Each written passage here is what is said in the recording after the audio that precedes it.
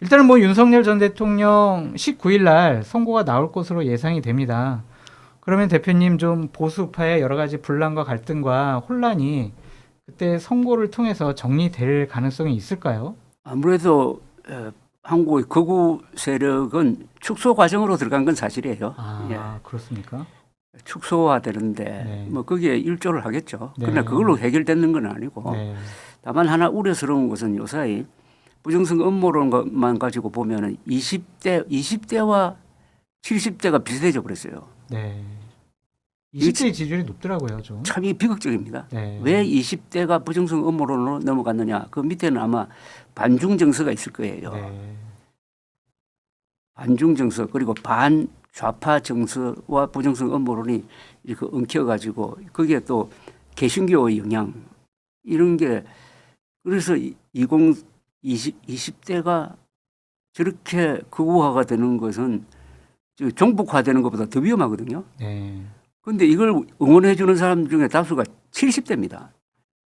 우리나라에서 가장 참 어떻게 보면은 흉한 모습이 노인이 나이 먹어가는 노인이 부정선거 음모론에 빠져가지고 젊은 영혼을 망가뜨리고 네. 자기는 뭐기에 돈 대준다 해가지고 그걸 애국이라고 생각하는 이런 모습.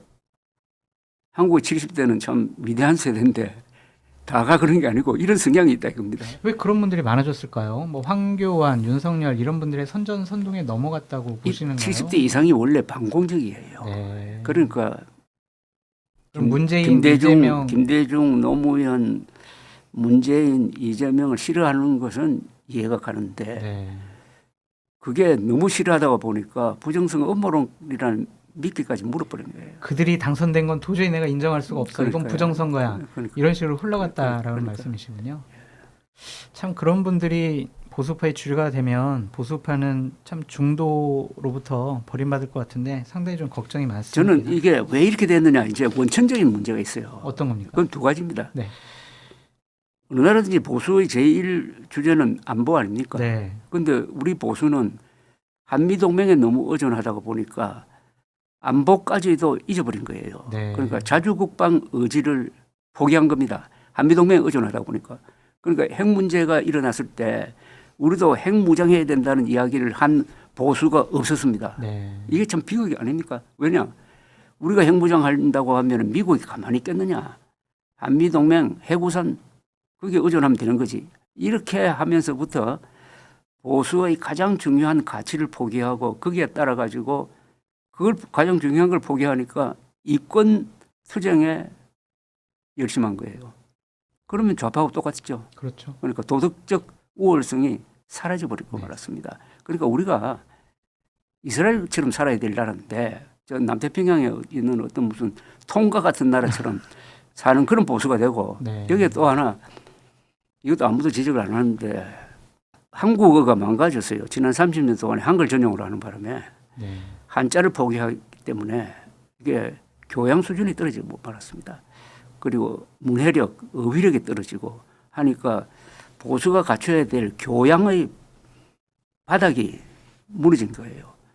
부정선거 음모론에 이렇게 황당한 부정선거 음모론에 이렇게 많이 넘어가는 나라가 세계적으로도 참 드문데 특히 한국은 국민 평균 IQ가 세계에서 1등이고 네. 학력이 1등인데 어떻게 여기에 넘어갔느냐. 저는 한국어가 망가진 거. 그다음에 한미동맹에 의존해서 안보를 포기한 그 틈으로 이게 음모론이 들어갔다고 봐요. 네. 주제를 좀 잠깐 좀 돌려보도록 하겠습니다. 대표님. 이준석 대표에 대해서는 총체적으로 어떻게 평가를 하세요? 정치인으로서 전도 유망하다, 보수파의 미래다. 저는 뭐 항상 그 보수의 구명정이라고 이야기를 해왔습니다. 구명정이요? 예, 네. 보수의 구명정 역할을 본함은 아니에요, 아직은. 일정하게 했고, 네. 예. 또 그 동탄에 나가서 역전승하는 거는 정말 그 예술이었거든요. 그럼요. 예, 그런 선거운동은 일찍이 없었던 선거운동 아닙니까? 네. 그리고 세 사람이 다 천하람, 이주영 이분들이 다 참 보기도 좋고 네. 세 사람이 같이 서면 모양이 좋아요. 네. 그런데 이제 역시 이 양당 체제에서 끼어가지고 이렇게 고생을 하고 있는데 이번 지방선거에서 뭔가 좀 바닥을 좀 다졌으면 하는 그런 생각이 듭니다. 저는 항상 이제 이준석, 한동훈 이 두 분을 얘기할 때 우리 보수파의 미래다. 언젠가는 대통령 될 그렇죠. 분들이다. 이렇게 좀 평가를 하고 있는데 예. 최근에 이준석 대표가 특검 문제와 예, 예, 관련해서 예. 장동혁 대표랑 손잡고 같이 있는 모습을 보이고 예, 있잖아요. 예. 이거는 어떻게 보셨어요? 조금 어색해요. 네. 예, 잘 아시다시피 부정선 음모론과 제일 열심히 싸웠던 사람이 그러니까 이준석, 네. 윤석열과 제일 열심히 살았던 사람이 네. 이준석 대표인데 장동혁은 그 완전히 반대에 있는 사람이고 그렇죠. 그건 이념적으로나 가치관적으로나 전략적으로 안 맞는 것이고 그렇다면 이제 전술적인 일시적인 어떤 효과를 보고 그렇게 한다면은 뭐 그 방법도 있겠다. 그걸 가지고 굳이 뭐 심하게 비판할 거는 아니라고 또 그래서 좀 생각합니다. 이미지가 훼손당하는 게 아닐까? 장동혁 오래 가면 그렇죠. 예, 장동혁 전 대표가 보이고 있는 여러 가지 구구적인 모습, 맞습니다. 망상적인 여러 가지 윤석열 전 대통령을 좀 옹호하고 동조하는 모습, 말씀하신 것처럼 부정선거론자들과 함께하는 모습 이런 것을 보면은 결국에는 보수파 국민의힘을 망치려는 것이 아닌가 좀 그런 생각까지 들고 있거든요. 근데 그러한 장동혁 대표와 정책적인 연대, 뭐 대장동 문제라든지 아니면은 특검 문제 국한에서 우린 연대하는 거야 이렇게 얘기하더라도 같이 막 손잡고 논의하고 뭐 삭발 뭐 이런 것도 할 수 있다라는 보도가 나오고 있는데 같이 하고 있는 모습이 어색함을 넘어서 저는 앞으로의 정치적인 미래에 상당히 좀 안 좋은 이미지를 주지 않을까 그런 걱정이 있습니다. 그런 조합 때문에 평생 고생하신 분이 있잖아요. 김종필, 네. DJP 연합 네. 그게 이용당해가지고 그 위대한 참 정객인데 그분의 말년이 좀 외로웠어요. 네. 근데 이거는 뭐 사안이 그렇게 크지는 않지만은 근데 그렇게 손잡아가지고 특검을 쟁취해야 될 것 아닙니까? 쟁취하면은 그게 또 합리화가 되는데 그럴 가능성이 좀 낮지 않습니까? 네. 예. 그러면 이준석 대표는 이렇게 얘기를 하죠. 아니 내가 당대표 될 줄 알았냐. 다 안 된다고 그랬다. 동탄 선거 다 내가 안 된다고 그랬다. 근데 나는 내 힘으로 해냈다. 이 특검도 우리가 수적으로는 약하지만은 내가 정치력을 발휘해서 장동혁과 손 잡고 이거는 특검 내가 쟁취하겠다. 이렇게 좀 항변을 하는 분들도 계시더라고요. 글쎄요.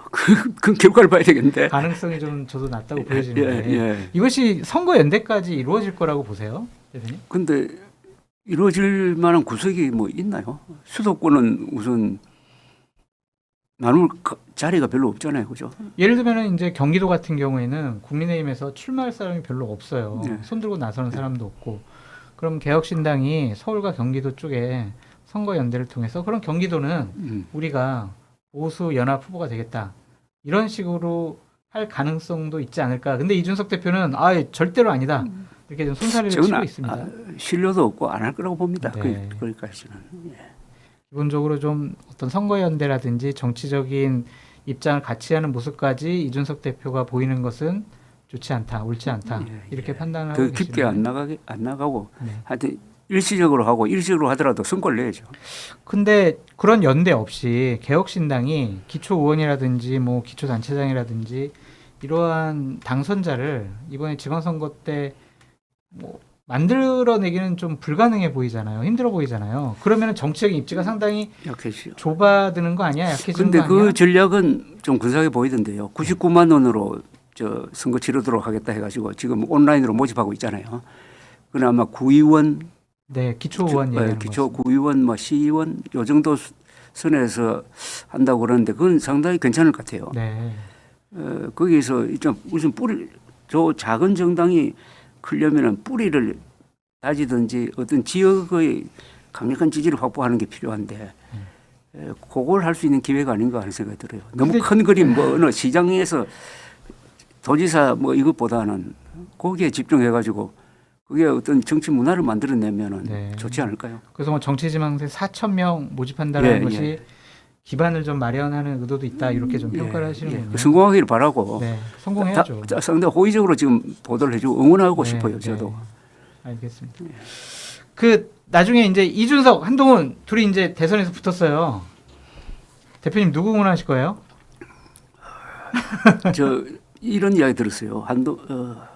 이준석 대표한테 들었는데 지난 6월 대선 때 네, 한동훈 후보로 나오면은 네, 이런 제의를 하려고 그랬다 그래요. 한 보름 동안 계속 토론만 하자.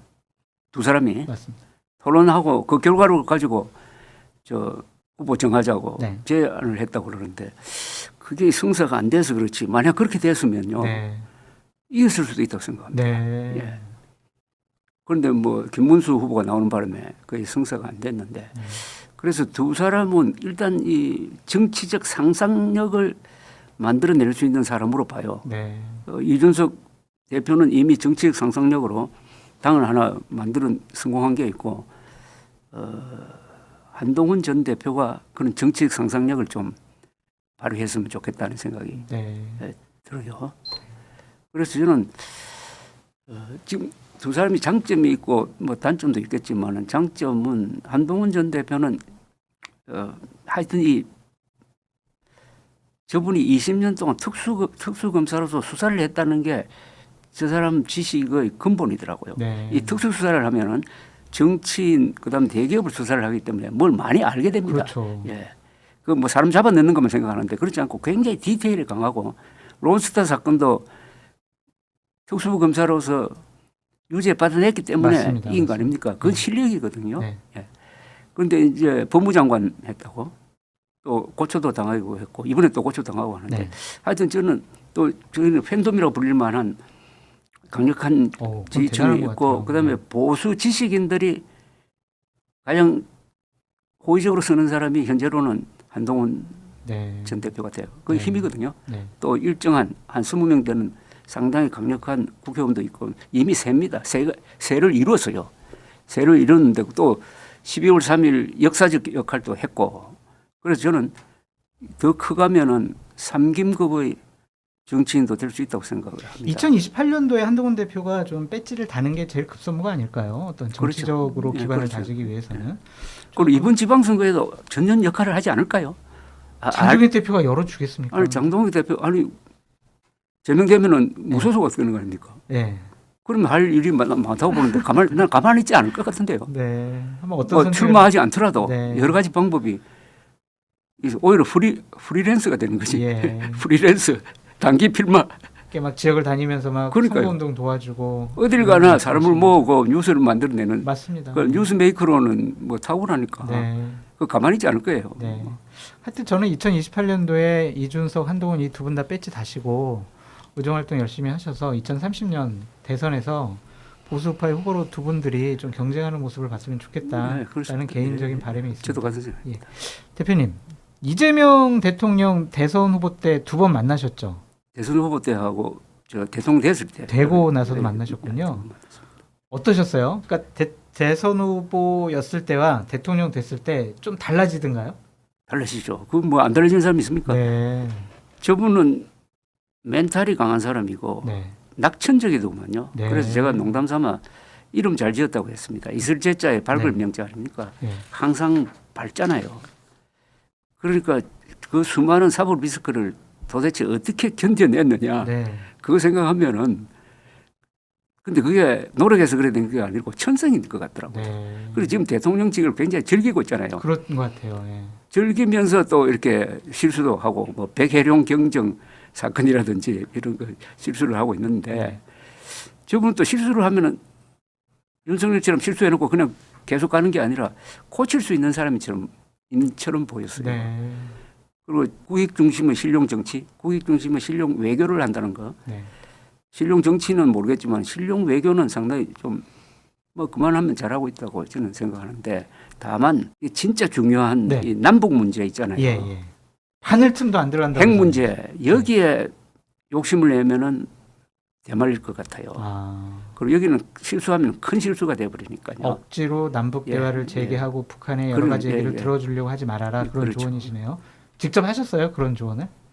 그때 만나셨어요? 그때 구체적으로 이야기 안 했는데 네. 그리고 모든 대통령 후보는 대통령이 되는 순간 과거와 너무나 다른 사람이 되는 걸 참 많이 보았는데 그렇죠. 이분도 말하기를 좋아하고 네, 대통령 되면 그래요. 대통령 되면 고급 정보가 다 모이니까 맞습니다. 자기가 제일 똑똑하다고 생각해요. 네. 그래서 말이 많으면은 그게 또 정책에 영향을 줘가지고 꼬이기도 하고 회복할 수 없는 실수도 하고 이래 돼 버리는데 저는 앞으로 두고 봐야 되는데 저는 검찰청 해체, 네. 검찰청 해체가 현재까지 한 가장 큰 실수라고 봅니다. 이것의 부작용이 서서히 나타날 거라고요. 물론 지금 보이죠. 약간 고칠 시간은 있어요. 네. 공수처에 저 보안 수사권을 주느냐 마느냐가 예. 제일 중요한데 너무 복잡하게 수사기관을 굉장히 복잡하게 만들어 버렸잖아요. 네. 복잡하게 만들면 피해 보는 사람이 그 범죄로부터 피해받은 사람이 재판 과정에서 굉장히 고생을 하게 되고 오히려 그런 걸 잘 이용하는 이 지능 범죄자는 만세 부르고 말입니다. 그렇죠. 예. 범죄자를 제대로 조사 수사를 못할 것 그러니까요. 같은 예. 걱정이 있습니다. 그러니까 지금 민주당의 공천 헌금 그 목을 쭉 들여다보면 많은 국민들이 이렇게 생각하지 않겠습니까? 아, 왜 저 사람들이 검사를 저렇게 미워했을까? 네.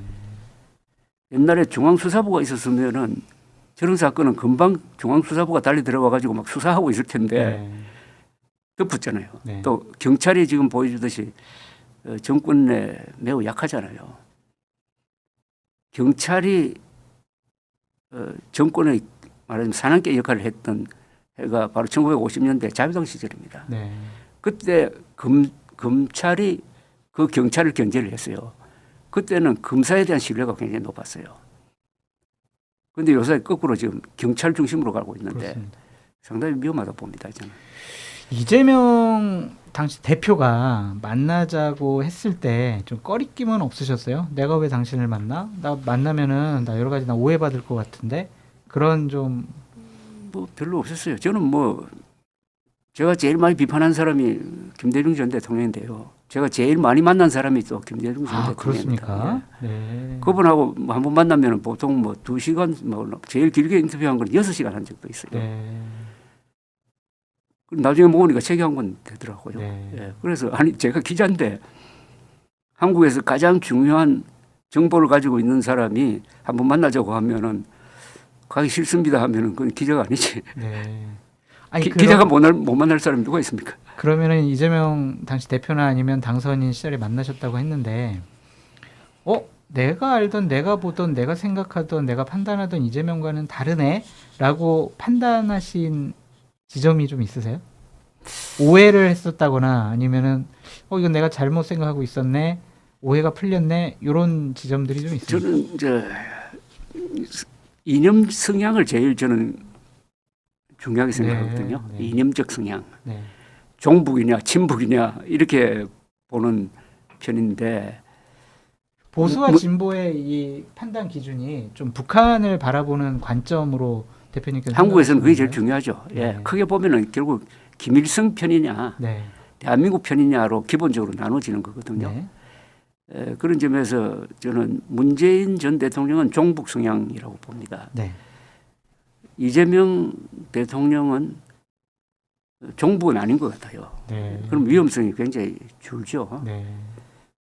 뭐 실용적인 면도 있고 약간 친북적인 면. 요새 그 무인기 사건 나왔을 때 너무 서둘러 가지고 우리 쪽에서 누가 보냈는지 뭐 잡아 족치라는 식으로 지시를 하는 거 이런 거는 그 너무나 북한 애호적인 네. 모습을 보이잖아요. 네. 그건 좀 순진한 거거든요. 네. 근데 대통령이 순진하면 안 되잖아요. 그렇죠. 순수한 건 괜찮지만. 그 총체적으로 잘하고 있다라고 좀 평가하세요. 뭐 주가도 5천에 저는 가까워지고 있고. 지금 지지율 60%가 네. 정확한 평가라고 봐요. 네. 그리고 60점이라는 이야기죠. 그게 좀 맞다고 생각하세요? 아니면 저 좁다고? 거의 정확하다고 봅니다. 저는 정확하다. 그 점에. 그래서 더 잘할 수도 있고 네. 더 떨어질 수도 네.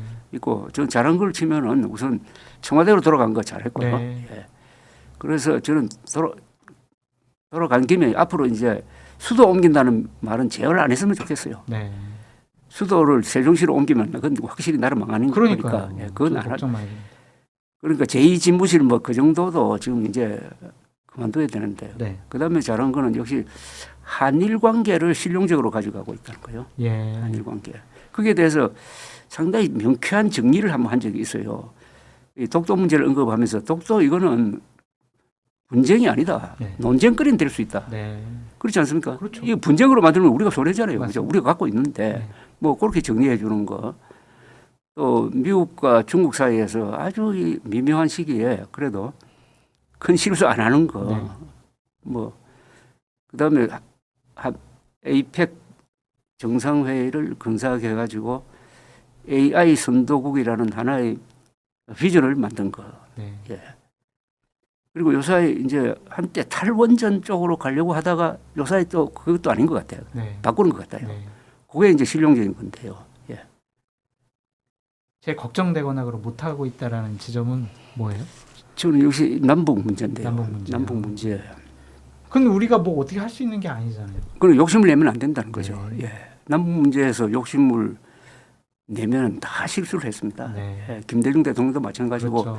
노무현 전 대통령도 퇴임 4개월 전에 평양 가서 김정일하고 만나가지고 14선언 했고 이거 14선언 내용이 너무나 굴욕적이라 가지고 그렇죠. 그게 폭로가 되면서 그때 문재인 후보가 뭐 떨어지고 했는데 네. 알겠습니다, 대표님. 오세훈 시장, 정원호 구청장 이렇게 딱 붙고 그러면 어떻게 보세요? 저는 오세훈 서울시장이 저력이 있다고 생각해요. 네. 저력. 그다음에 저분이 있을 때 강북이 발전했다고. 제가 강북에 살아서 그런데 네. 그건 좀 느껴요. 네. 그러니까 강남보다 더 좋은 강북을 만들겠다. 네. 그런 식으로 크게 나오면은 이 정책 비전 대결에서도 그 정원호 구청장보다 조금 큰 걸 만들 수 있다고 생각합니다. 네. 근데 국민의힘에서는 나경원 의원이 나도 도전할 거야 막 하면서 룰도 좀 바꿔야 된다라는 얘기도 많이 하고 오세훈 시장 이기는 게 내 꿈이야 막 이런 얘기도 하잖아요. 나경원 의원의 경쟁력이라든지 저런 정치적인 메시지는 좀 어떻습니까? 너무 친윤석열로 굳어져 버린 거 아닌가 하는 그런 생각이 듭니다. 그 막 저는 나경원 의원 하면은 아주 근사한 기억이 많아요. 2019년에 국회에서 근사한 연설을 하고 네. 그때는 황교안 대표 밑에서 이제 원내대표 할 때인데 네. 그 광화문에 나와가지고 아주 멋진 연설을 하고 하던 그 모습에서 조금 더 발전하고 좀 품이 좀 커졌으면 좋은데 이번에 윤석열을 만나가지고 손해를 좀 봤다고 생각합니다. 그런 것 같아요. 관저 앞에서 막 윤석열 지키자라고 예. 구호 외치고 행동을 하시는 거 보고 저도 많이 실망을 좀 했었습니다. 예. 참 좋은 정치인이고 그렇습니다. 수도권에서 중요한 역할을 많이 할 수 그렇습니다. 있었는데 왜 그런지 모르겠어요. 그래서 저는 핍박 많이 받았잖아요. 시간을 두고 좀 이미지를 바꾸는 고민을 한번 했으면 좋겠다는 생각이 드네요. 네. 마지막 질문 드리겠습니다, 대표님. 지금 옆에 제가 아니고 한동훈 대표가 잠깐 앉았다가 이준석 대표가 잠깐 앉았어요. 그 두 우리 보수파의 미래 정치인들에게 당신은 요거는 꼭 해야 돼. 요랬으면 좋겠어.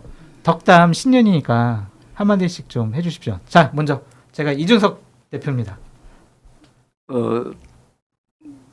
한동훈 대표하고 자주 만나서 아 싫어요. 저 옛날에 욕했어요. 막 저희 개혁신당 폄하했어요. 그래서 저 보기 싫어요. 정치는 싸우면서 만나면서 싸우는 거니까 네. 안 만나는 게 제일 문제예요. 네. 만나면서 싸워야 돼요. 네. 김영삼, 김대중 두 사람이 만나면서 싸우고 싸우면서 협력하고 한 사람이거든요. 네.